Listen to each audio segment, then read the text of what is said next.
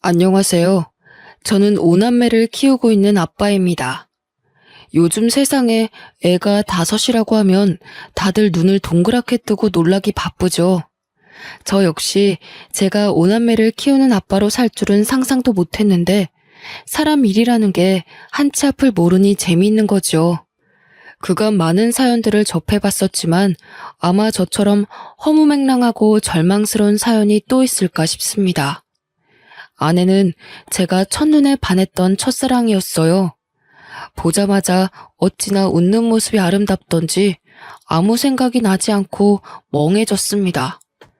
처음으로 누군가를 절실하게 원해봤고 그리워해봤던 순간이었죠. 저 사람이 아니면 정말 안 될 것 같다는 생각 때문에 저는 아내의 마음을 얻으려 많은 노력을 했었습니다. 그런 제 마음이 아내에게도 닿은 건지 간절한 제 마음을 받아줘 저희는 소중한 연인이 되었어요. 아내와의 연애는 그저 황홀했고 행복했습니다. 이상형의 첫사랑이던 아내와의 1분 1초는 말할 것도 없었죠. 그렇다고 또 저만 과하게 사랑한 건 또 아닙니다. 아내 역시 저 못지않게 제게 많은 사랑을 주었고 저희는 남부러울 것 하나 없이 행복한 나날을 보냈어요.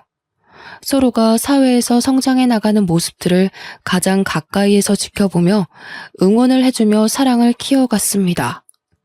긴 시간을 함께하던 끝에 저희는 결혼을 했고 첫사랑과의 결혼이라는 타이틀에 많은 이들의 부러움을 사게 되었죠.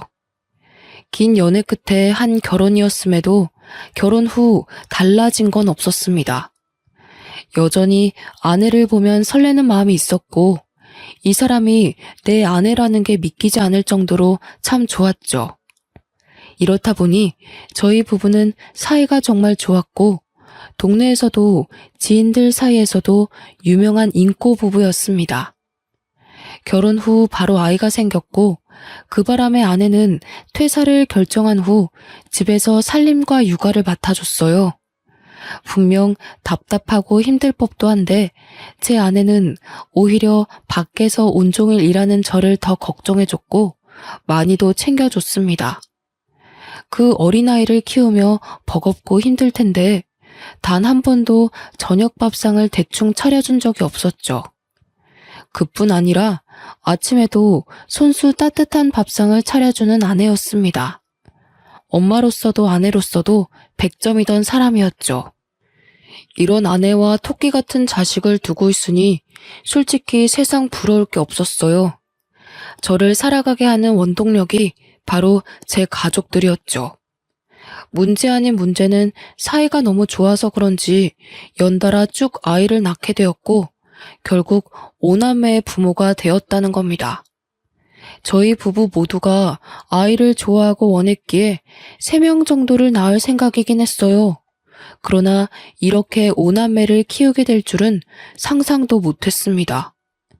사이도 좋았던 부부가 5남매를 키운다고 하니 주변에서는 엄청난 이슈였고 또 저희 부부를 대단하게 여겨주시더라고요. 요즘 아이 1명 키우는 것도 벅찬 세상에 5을 어떻게 키우냐며 대단하다고 말이죠. 저희 부부가 5남매를 낳고도 걱정 없이 살 수 있었던 건 솔직히 제가 버는 돈으로 충분히 여유 있게 살 수 있었고 아내가 집에서 해주는 살림과 육아 덕분에 가능했습니다. 아내도 저도 각자 맡은 일에 최선을 다했기에 5남매를 키우는 건 솔직히 큰 문제로 다가오지 않았죠. 사실 아내에게 미안한 부분들도 많았습니다. 사업가로 승승장구하면서 가장으로서 역할을 다하느라 애들 곁에 늘 있어주는 아빠가 아니라서 가슴 한켠에는 늘 미안함이 있었죠. 그런 저를 보며 아내는 늘 말해줬습니다. 여보, 요즘 왜 자꾸 말끝마다 미안하다는 말을 하고 그래? 진심으로 미안해서 그렇지. 5남매 키우는 것도 벅찰 텐데 힘든 내색 한 번을 안 하고 군말 없이 살림에 육아에 다 해주니까. 여보, 그렇게 따지면 당신은 당신도 쉴 수 있으면서도 안 쉬고 우리 오남매 안 굶기려고 휴무도 없이 일하잖아. 그냥 그렇게 생각해봐. 나도 여보도 각자 역할에 최선을 다하는 거라고 생각해봐봐. 비교하는 건 아니지만 다른 집 아내들 보면 독방 육아에 모내해서 힘들다고 하는데 당신은 어쩜 그런 게 없냐? 정말 고마워 여보. 에이, 솔직히 오남매 나까지 먹여 살리려고 노력하는 무거운 당신 어깨만큼 힘들까? 나야 뭐 애들 보고 집에서 살림하는 게 전부인데 뭐. 당신이야말로 늘 고마워. 아내는 정말 외모만큼이나 마음씨도 훌륭했습니다. 이런 아내가 있으니 제가 더 열심히 할 수밖에 없었죠. 그렇게 아내와도 결혼 18년 차가 되었고 이맘때쯤 사업이 더 바빠져서 아내와 소통을 자주 못했습니다. 밤낮 없이 밀려오는 일들을 해결하는 게 꽤 힘들었어요. 이전에는 아무리 바빠도 아내랑 연락할 시간은 있었고 저녁에 잠깐이라도 집에 가서 밥 먹으며 가족들과 시간을 보내고 다시 나와서 일을 했는데 이제는 그럴 수도 없었습니다. 전국을 돌아다니는 일이 자꾸만 생겼고 마음이 쓰였죠. 아무래도 아내에게 아이들 전부를 맡겨두고 제가 자꾸 밖으로 도는 기분이 들었거든요. 아내는 괜찮다며 일이 바쁜 건 좋은 거라고 해줬지만 점점 지쳐가는 아내의 얼굴이 보였습니다. 저 없이 오남매와 사는 게 당연히 힘들 걸 알지만 변해가는 아내의 모습은 왠지 낯설고 생소했어요. 여보, 나야. 연락이 너무 늦었지? 미안해. 밥은 먹은 거야? 애들은 자? 응, 먹었고 다 재웠어. 정말 힘들었겠다. 미안해. 요즘 왜 이렇게 출장 갈 일이 생기는지 모르겠네. 애들은 별일 없지? 내가 다 보고 있는데 별일 있을 게 뭐가 있어, 새삼스럽게. 뭘 그런 걸 물어보고 그래. 왜, 내가 애들 제대로 안 볼 것 같아? 아니야, 여보. 그런 뜻이 아니야. 당신 오늘 너무 힘들었구나. 끊을 테니까 얼른 쉬어. 내일 보자. 왜? 내가 예민한 것 같아? 할 말 있으면 똑바로 말을 해. 사람 짜증나게 하지 말고. 아니야, 여보. 그런 거 아니라 요즘 나 바빠지고 나서 당신이 너무 힘든 게 느껴져서 마음이 불편해. 그냥 힘들면 힘들다고 말해줘, 여보. 가정부나 시터를 고용하던가 뭔가 방법을 찾아보게. 내 살림은 내가 한다고 했지. 그리고 내 새끼들을 왜 남한테 맡겨? 내가 알아서 한다는데 왜 그러냐고 왜? 그래, 알겠어, 여보. 오늘은 우선 쉬고 내일 얘기하자. 한 번만 더 그딴 소리 해봐. 가만 안 둘 거야. 아내는 확실히 변했습니다. 아무리 화나는 일이 있어도 절대 소리치는 성격이 아니었는데 이때쯤은 조금만 뜻이 달라져도 막 소리를 지르며 사람을 당황시켰죠. 이런 아내의 달라진 모습이 화가 나는 게 아니라 너무 미안했습니다. 오죽 힘들었으면 18년 만에 처음으로 저런 모습을 보일까 싶었거든요. 이런 아내의 변화는 그저 제 마음을 아프게 할 뿐이었고 어떻게든 가정에 소홀하지 말자는 생각을 했습니다. 그래서 저는 그 바쁜 와중에도 무조건 지방에 갔다 와도 집으로 돌아왔고 집에서 보내는 시간을 많이 만들려고 노력했어요. 아무래도 제가 집에 있으면 오남매가 아내를 귀찮게 하지 않으니 쉴 수 있었죠. 전 아내에게 그런 쉼의 시간을 주고 싶었고 제 마음이 닿은 건지는 모르겠지만 제가 집에 있으면 아내는 늘 안방에 들어가 침대에 누워버렸습니다. 그런 모습에 내심 서운할 때도 있었지만 얼마나 지치면 그럴까 싶어서 아무 말도 하지 않았어요. 18년 차 부부라고 하기에는 저희 부부는 아직도 서로 조심하는 부분들이 많았습니다. 18년 차가 되면 어느 정도 서로 편해지기도 하고 각자 사생활을 존중해주는 부부들이 많지만 저희는 그렇지 않았죠. 그래서 주위에서 이런 말도 많이 들었습니다. 첫사랑과 결혼하면 18년이 지나도 설레냐는 둥, 여전히 아내가 그렇게 좋냐는 둥 말이죠. 그런데 꼭 첫사랑과 결혼해서 그런 것 같지는 않고 제가 아내를 위하는 마음이 크다 보니 조심스러웠고 그런 제 마음을 아내도 따라줘서 가능했던 것 같습니다. 어떤 문제도 없이 평탄하게 달려온 결혼 생활은 갑작스럽게 금이 가기 시작했어요. 아내가 이상하게 점점 집안일에 소홀해지는 게 느껴졌죠. 처음에는 대수롭지 않게 여겼습니다. 그러나 상황은 정말 심각했어요. 하루는 일을 하고 있는데 애들 학원에서 전화가 온 겁니다. 아, 네. 여보세요? 유니, 미니 아버님 맞으시죠? 네, 맞는데 누구시죠? 아, 네, 아버님. 여기 유니미니 학원인데 어머님이 오늘 픽업을 안 오셔서요. 쌍둥이들 집으로 데려다 주면 되는 걸까요? 네? 애들 엄마가 픽업을 안 갔나요? 우선 제가 20분 내로 애들 데리러 갈 테니 잠시만 부탁드릴게요. 죄송합니다. 오남매를 키우며 단 한 번도 이런 일은 없었습니다. 심지어 아내가 몸져 누워도 아이들 픽업은 꼭 본인이 고집해서 했던 일이죠. 애들이 어느 정도 컸기 때문에 집 앞에 내려줘도 충분히 찾아올 수 있었지만 이건 아내가 강하게 고집하던 부분이라 저 역시 그걸 따라줬었습니다. 그런 아내가 셋째, 넷째 쌍둥이들 픽업을 안 갔다고 하니 놀라웠어요. 저는 급하게 애들 학원으로 가며 아내에게 수차례 전화를 했습니다. 5통째가 되니 그때서야 아내가 전화를 받았죠. 여보, 무슨 일 있는 거야? 지금 어디야? 둥이들 학원에서 전화 왔더라고. 그래서 급하게 내가 픽업 가고 있어, 지금. 아, 그럼 해결됐잖아. 왜 전화를 그렇게까지 해? 당신 의처증 있어? 뭐? 뭐라고 한 거야, 지금? 의처증이라니. 당신이 한 번도 이런 적이 없는데 전화도 안 받으니 놀랄 수밖에 없잖아. 내가 애야? 애도 아닌데 뭘 그렇게 걱정을 하는데. 나한테 집착 좀 하지 마. 숨 막혀 죽겠으니까. 당신 정말 말을 그렇게밖에 못해? 어떻게 그럴 수 있어? 그 짧은 시간 동안 내가 얼마나 걱정했는 줄 알아? 알겠다고. 근데 가고 있다며. 근데 어쩌라고. 뭐? 당신 정말 요즘 왜 그래? 힘든 게 있으면 말을 하라고 했잖아. 당신이 말하면 내가 안 들어주는 것도 아닌데 왜 자꾸 삐딱하게 나오는 거야?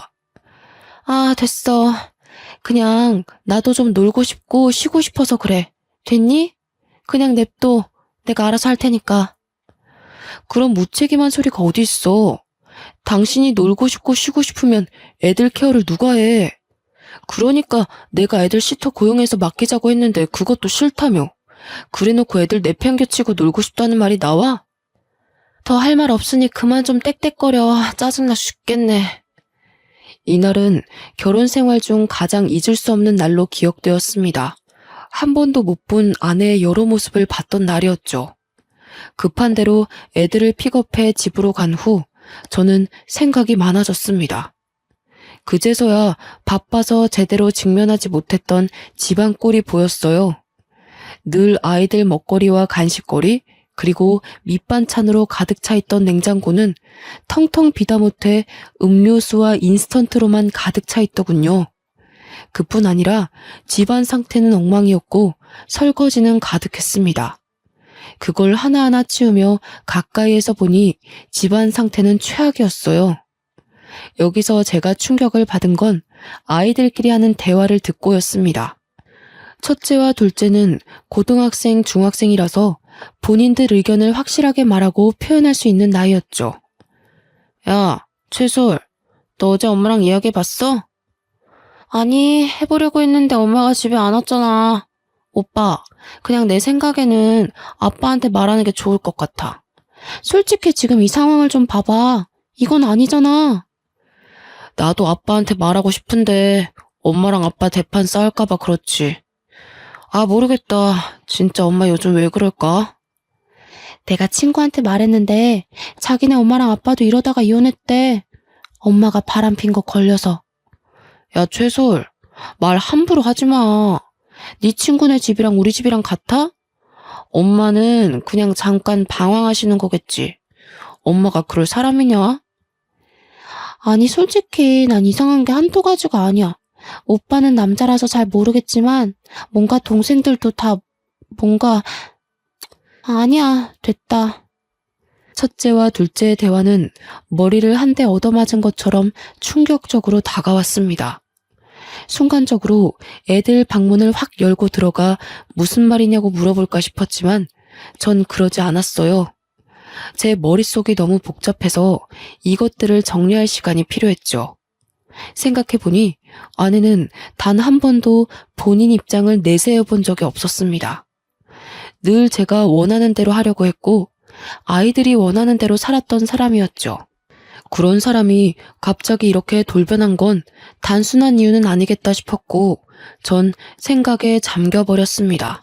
어쩌면 아내가 저에 대한 마음이 식어버려 더는 결혼 생활을 유지하고 싶지 않을 수 있겠다는 극한의 상황까지 가버렸죠. 하지만 멍청하게도 저는 아내에 대한 마음이 변한 게 하나 없었고 아내가 저렇게 된 게 전부 제 탓 같았습니다. 마음이 아프고 머릿속이 혼란스러웠어도 저는 오남매의 아빠이니 일을 해야 했습니다.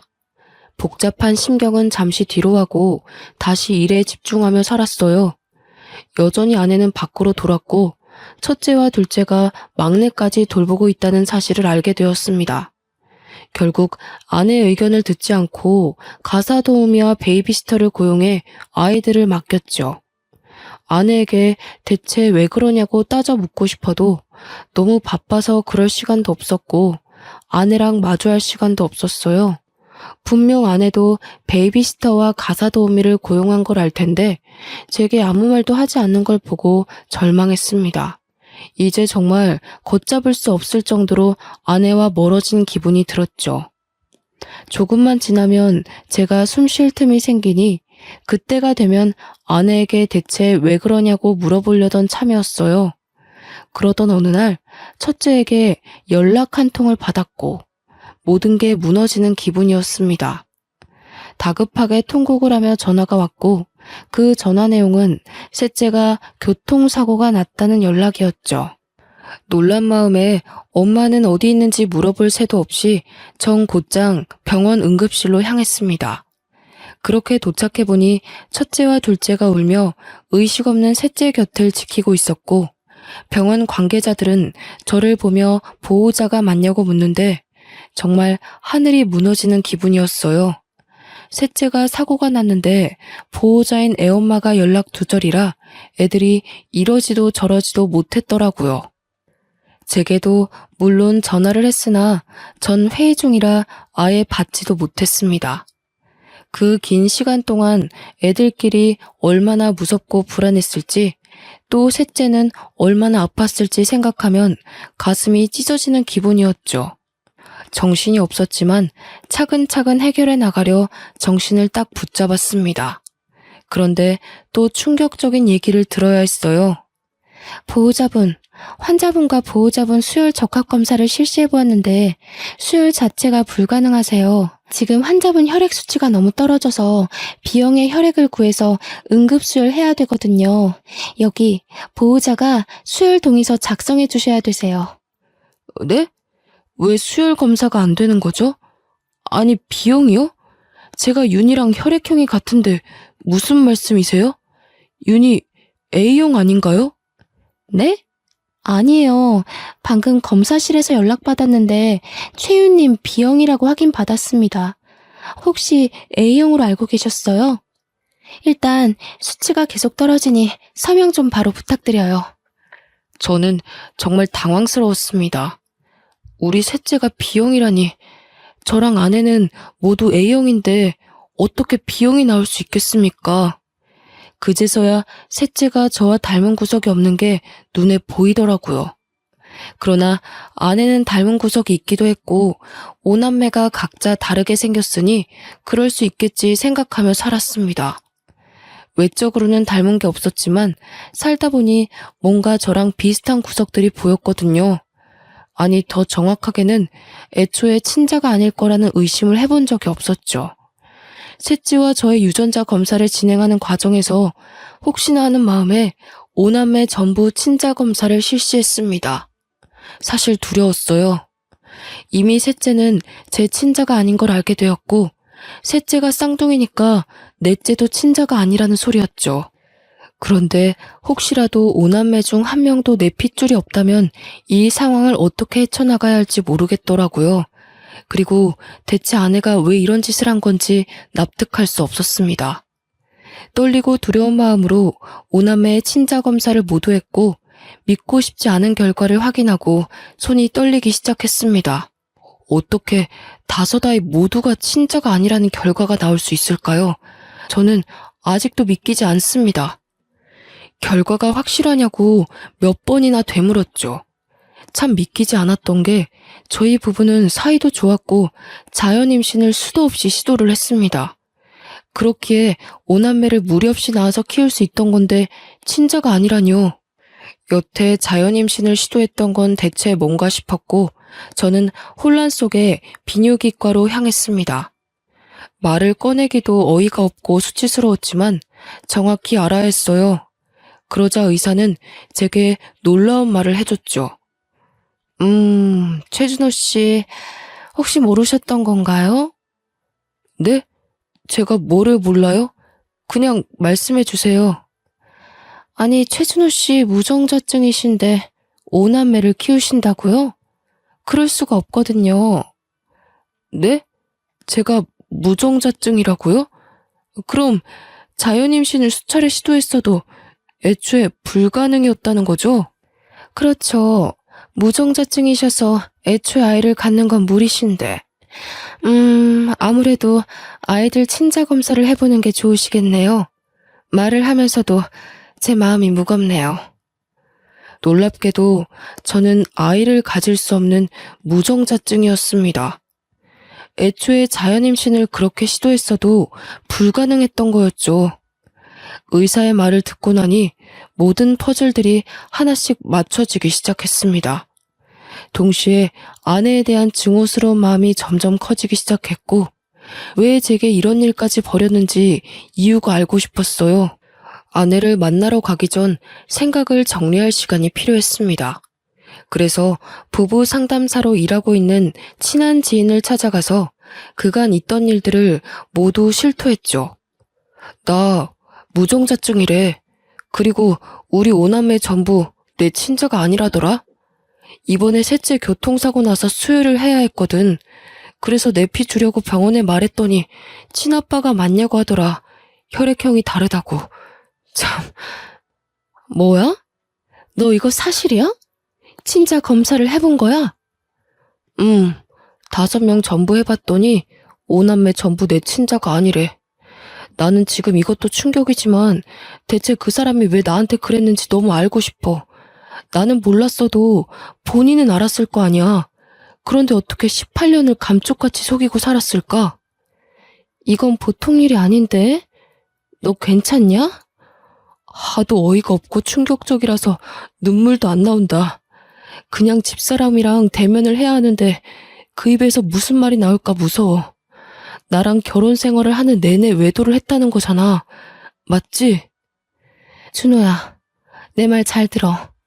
우선 너 정신 똑바로 차려야 해. 알겠지? 집사람 분명히 불륜이니까 증거 똑바로 잡아야 해.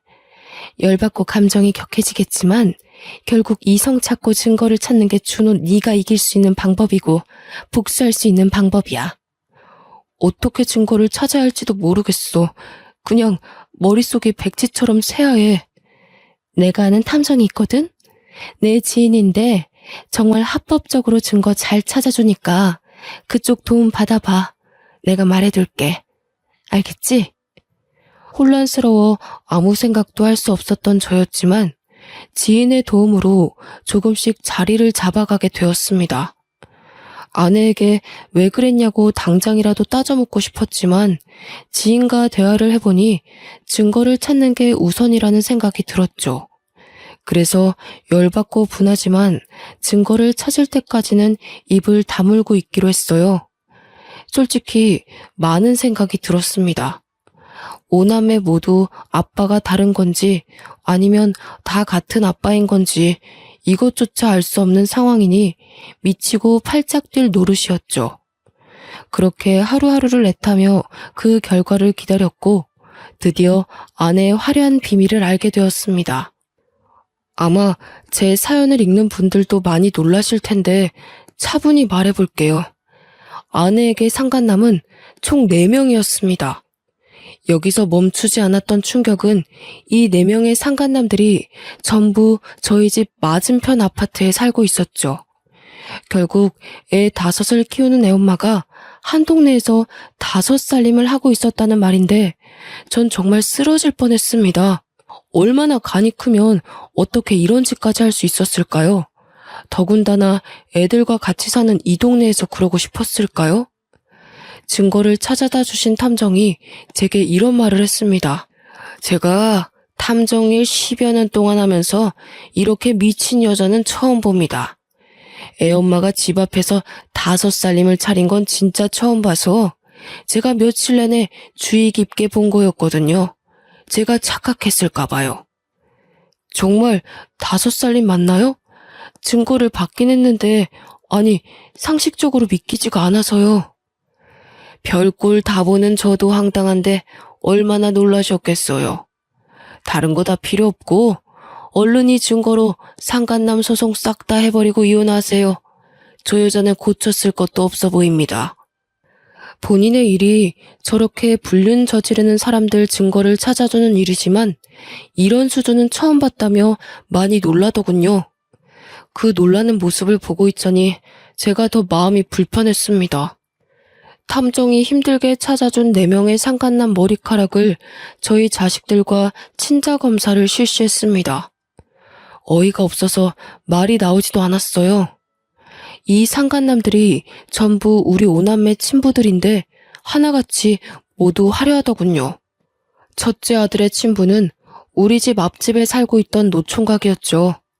앞집에 사는 사람이라 한두 번 마주친 게 아니라 더 소름 끼쳤습니다. 심지어 우리 첫째랑도 마주친 적도 있었고 놀이터에서 노는 저희를 보며 애가 참 잘생겼다고 놀아준 적도 있었어요.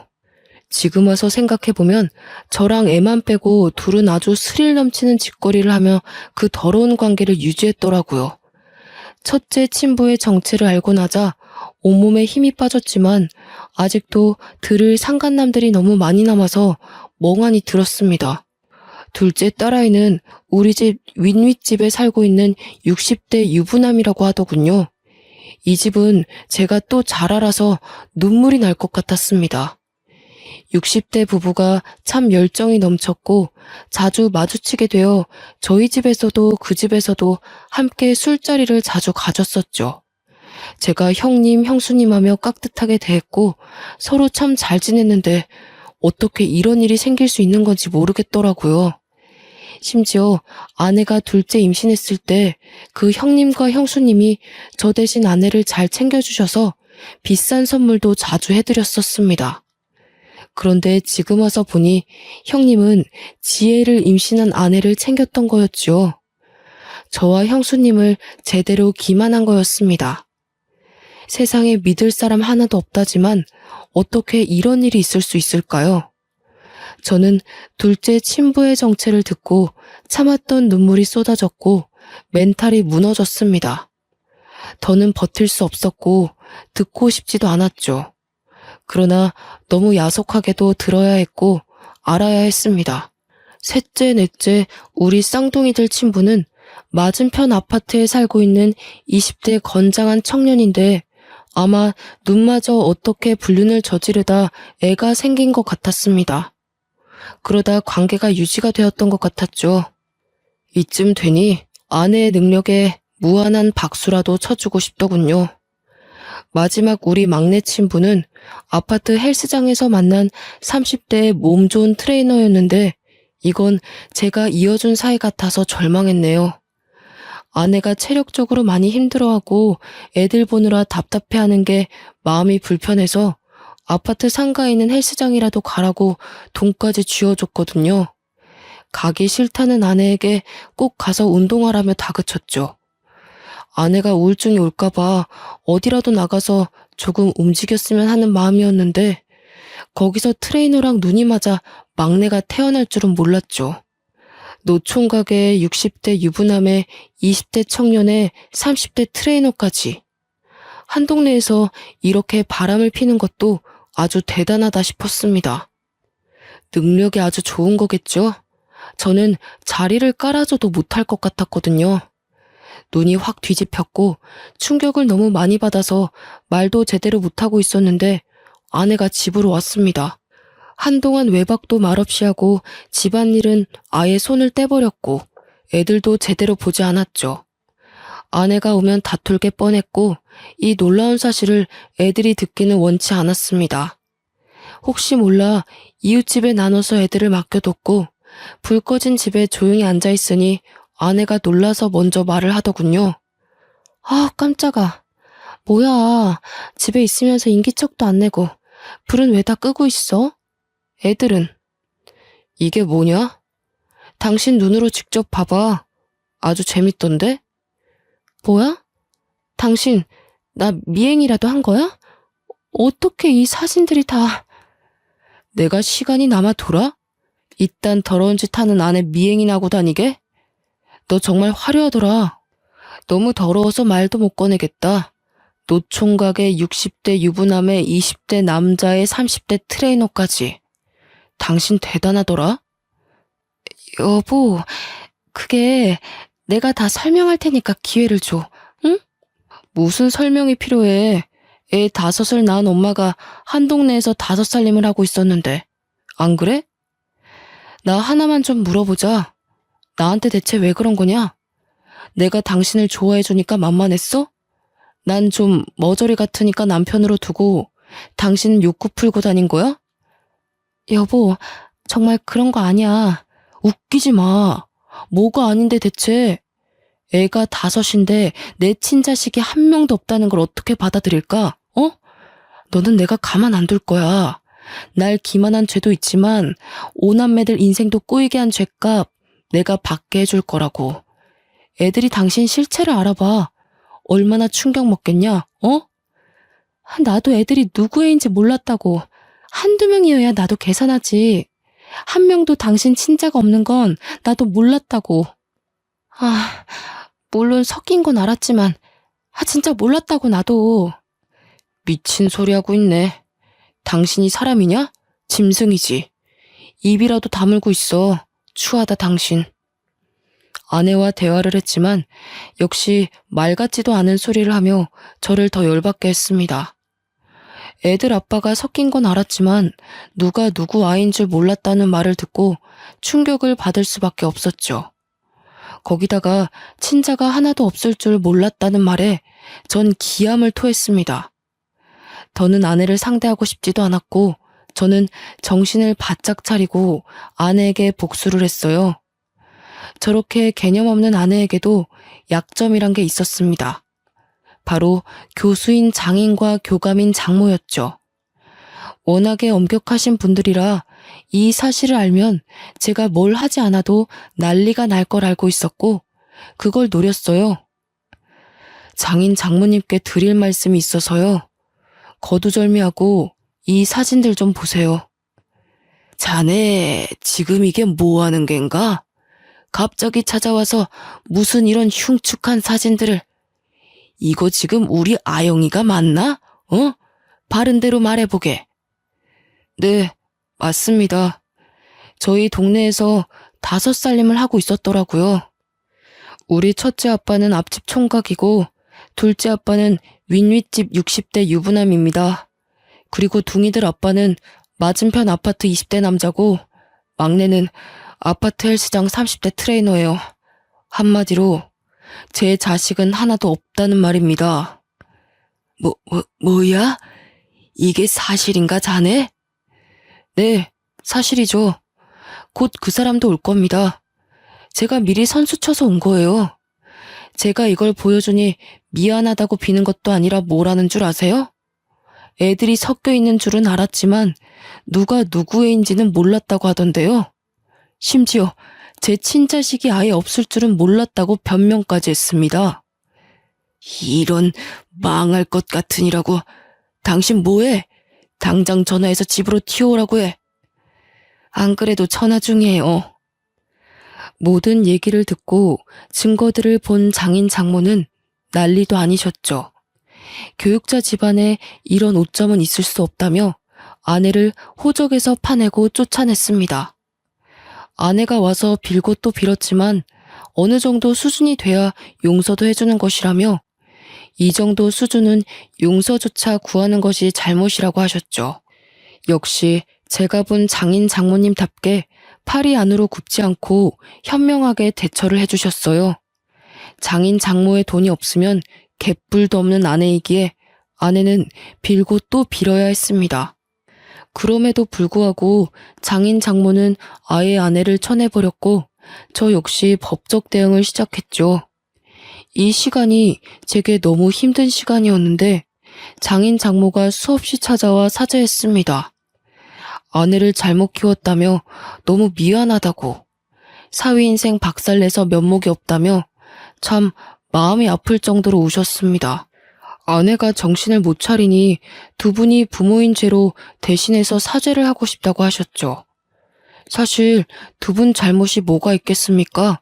저 역시 두 분께는 악감정은 없었기에 그만하셔도 괜찮다고 늘 말을 했습니다.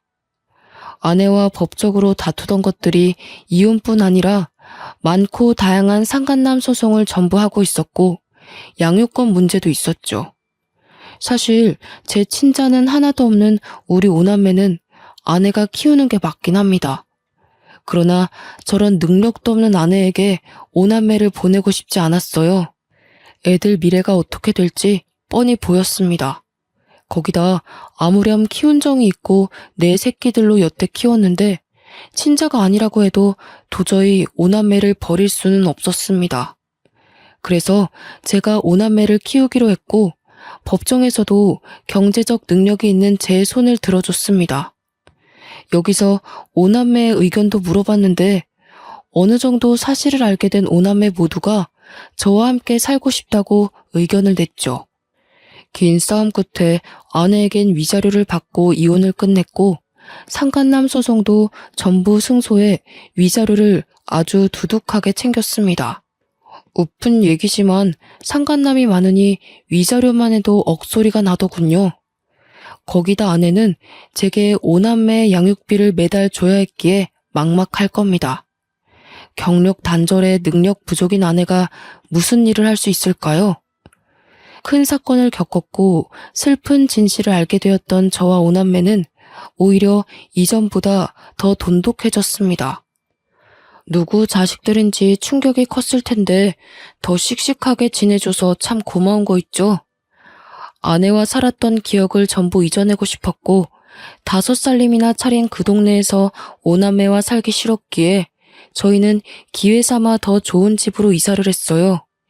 이사 후 이모님들 도움을 받아서 살림과 아이들 양육을 하고 있지만 또 큰애들이 동생들을 잘 돌봐주기도 해서 저는 걱정 없이 돈을 벌고 있습니다.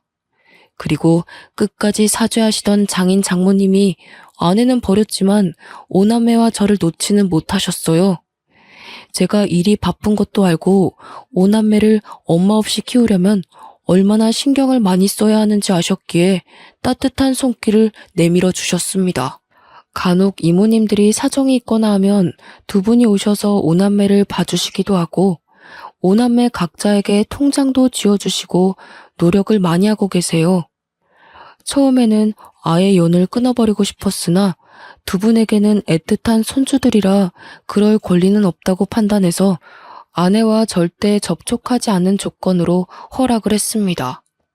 이렇게 오남매와 새로운 터에 자리를 잡고 다시 여유가 생기니 문득 전처가 어떻게 지내는지 궁금하더군요.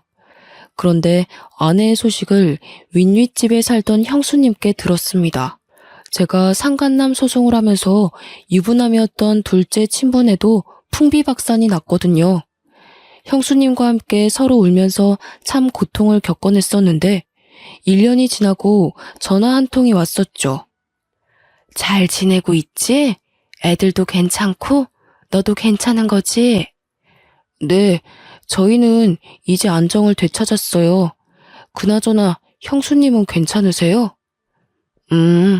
나는 거기 싹 정리하고 이혼하고 위자료 두둑하게 챙겨서 공기 좋은 곳에서 조용히 살고 있어. 다음에 애들 데리고 놀러와. 쉬고 싶을 때. 잘하셨어요. 너무 충격받으셨을 텐데 형수님도 마음 놓고 편하게 사세요. 다음에 꼭 놀러 갈 테니까 그때까지 건강하셔야 해요. 참, 애들 엄마 소식 들었거든. 여기 살림 차린 상간남들 전부 버렸다고 하더라. 상간남 소송하면서 직장에 소문나서 잘린 사람도 있었고 우리처럼 이혼한 집도 있고 뭐 그래서 그런지 하나같이 다 버렸다고 하더라고. 아, 그래요? 그거 참 잘 됐네요. 쌤통이네요. 더 쌤통은 친정에서도 버림받았잖아. 그래서 지금 오갈 곳도 없고 돈도 없어서 숙식 제공해주는 식당에서 설거지하고 뭐 그런가 봐. 5살림하며 화려하게 살던 게 아주 꼴 좋더라. 우연히 들은 전처의 소식은 한편으로는 불쌍하면서도 쌤통이었습니다. 그러게 조용히 잘 살지 왜 그렇게 무모한 짓을 해서 팔자에도 없는 고생을 하며 살까 싶었죠. 저는 지금도 앞으로도 오남매만을 위해 살 겁니다. 주변에서는 그렇게까지 왜 책임을 지냐고 하지만 누가 뭐라고 해도 제 자식들이거든요.